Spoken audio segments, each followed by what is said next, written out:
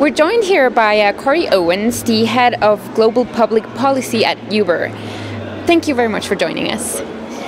So my first question would be, why do you think privacy is an outdated concept?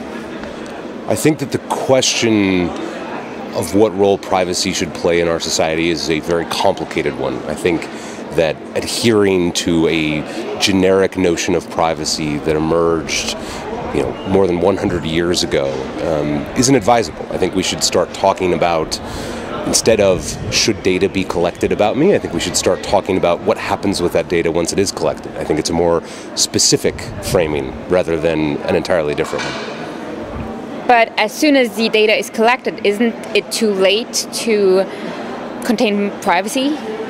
Well, I think that's part of the challenge of privacy as we know it, is that data is being collected and it's being processed largely without your specific knowledge or consent. And so I think that makes it all the more important that we do have meaningful conversations about what happens once that data is in possession, whether of a government or a big corporation or your neighbor. I think it's just all the more important that if I don't want the world to know that I'm on depression medication, well, that's fine, but what's much more important is that I'm not discriminated in employment, that I'm not denied insurance, things like that. So we cannot avoid that information gets out, but we can try to influence how it's being treated. That's what you're saying. I think many years now of attempts by very well-intentioned civil liberties and privacy advocates have resulted in piecemeal legislation here and there, but at the end of the day, whether it's the United States government or Google, somebody is listening to most of what you say, and I think we should acknowledge that reality.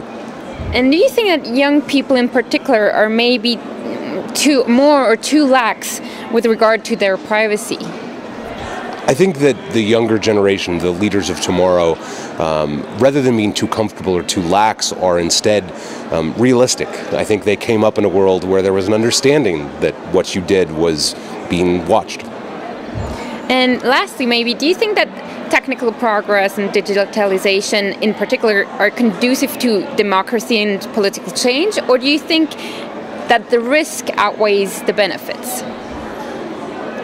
I think that the proliferation of digital technologies increases openness between people, and whether that's connecting with high school friends on Facebook or that's learning about a culture through a Google search that you didn't know before, I think openness is generally good, and I think that democracy generally benefits from openness. So if technology benefits openness and openness benefits democracy, then I think we're on the right track. Great. Thank you, Mr. Owens. It's been a pleasure. Thank you so much. Thanks so much. Thanks for your time.